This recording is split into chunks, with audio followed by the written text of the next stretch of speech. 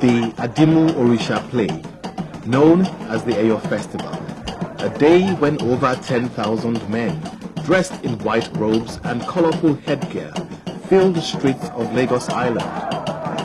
The origins of the festival are obscured and lost in history. It dates back further than anyone can remember.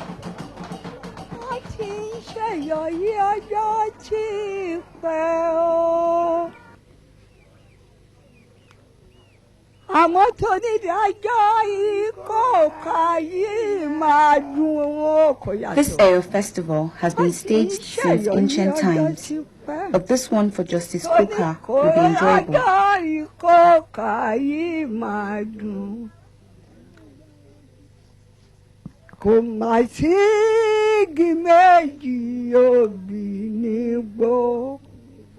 There are no two kolanut trees in the forest.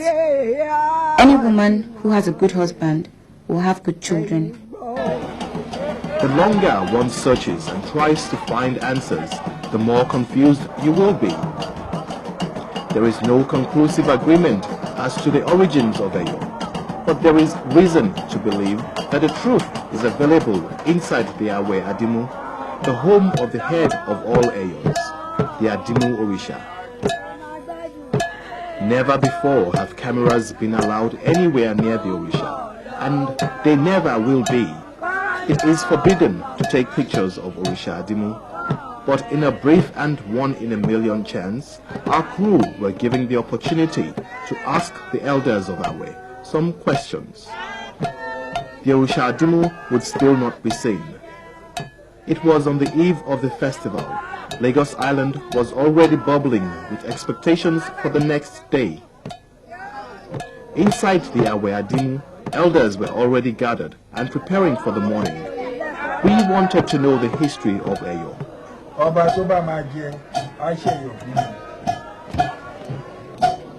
The new king-elect must perform the Eyo ceremony for the past king.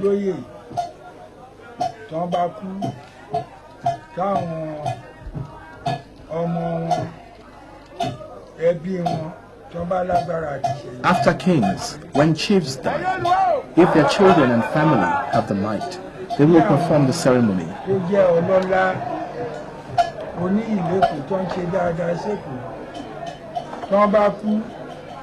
When distinguished Lagosians die, if their children have the power, they will perform the ceremony.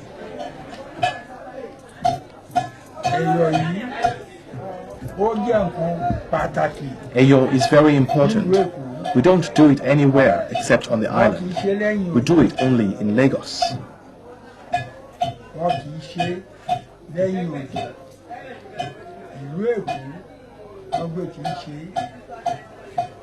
Suddenly, the Adamu Orisha made his presence felt.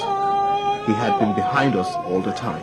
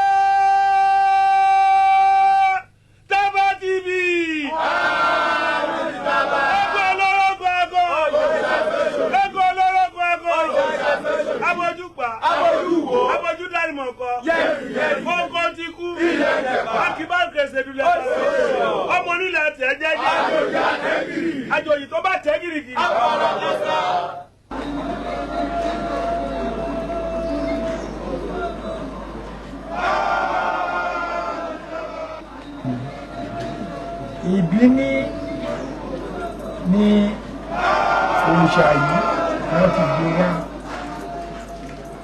ó tó di lílò ní gbogbo àwa ọmọ Ìkó. This Orisha was brought from Benin before it came to use for all of Lagos. It is not hidden knowledge. Ẹyọ yìí o, lẹ́kọ̀ọ́ dàbí o, torí ìgbà tó ìbò yìí sí náà ti ṣe, òkè panádẹ̀ ti ṣe. Eyo in Lagos started long before the white man came, and the ceremony was performed at Oketa. When they came back to Lagos Island with it, it was in 1854, and the first king it was used to bury was King Akitoye. Eyo has records. All the falsehood that people have been writing in their rooms, they should be careful. And Eyo is performed from this house. It hasn't changed till now. I, Akinshiku, I am the one saying this. It has records. We are not talking out of turn. It is an inheritance.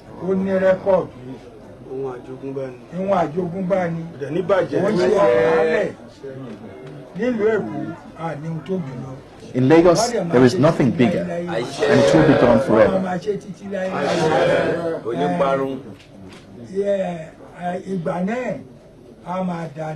the times will be good. When we are finished with our time, for the next person, may things be well with him too.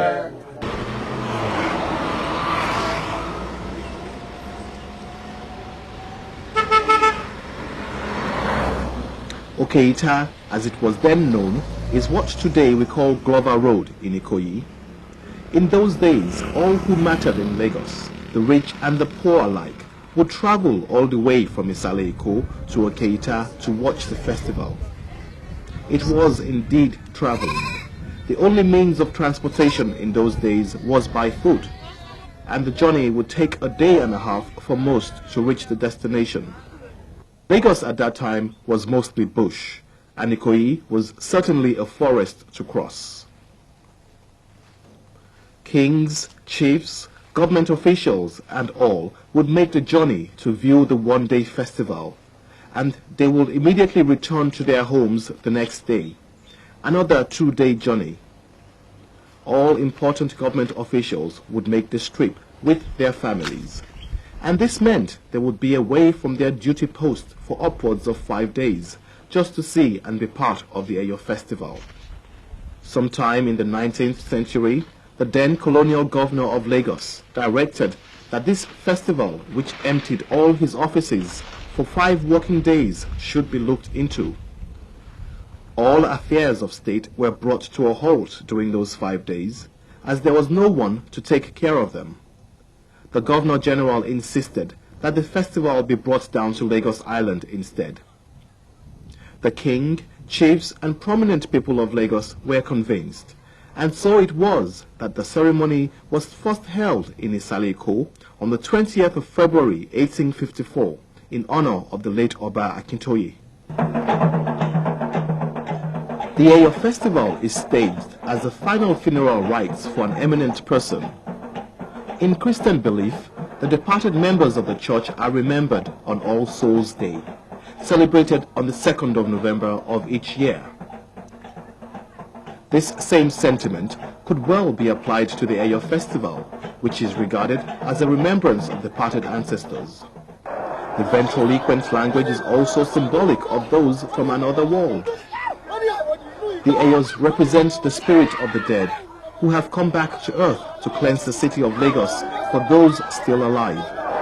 When you meet an Eyo and greet him by saying Agogoro Eyo, meaning, what a mighty presence you have, you tall Eyo, he would respond to you and say, Moyo fue, moyo fuara mi, meaning, I rejoice for you, I rejoice for myself. He is rejoicing because as a spirit, he is cleansing the city for you. Particularly when you meet one who knows you, the greeting is usually very cordial.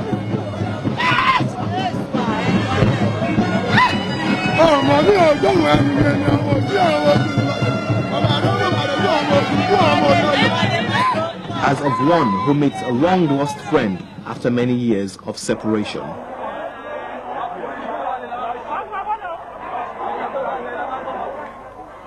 In all traditions the world over, spirits are always depicted in white. One of our sources of the history of Eyo explains. When the first king was coming to Lagos, this king, his family are from Benin. They were coming. Our own forefathers were behind them. The king was in front. They consulted the oracle, and it told them they had not reached where they were going. When they got to the river, the oracle told them that after crossing the river, they would find a place called Agogoro.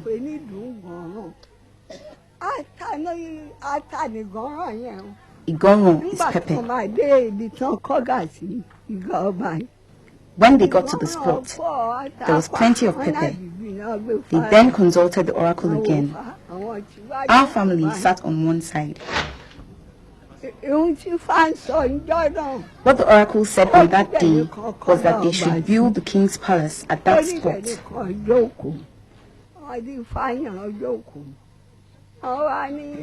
Afterwards, they asked, how about Olorogun Agon? Where should he live? They consulted the oracle again. The oracle said he should stay at the lower end of the island. When they got there, he complained and wondered why he should be put in this little cranny. They told him that was where the oracle divined for him. They asked him what he was carrying. There were 4 of them, and he replied,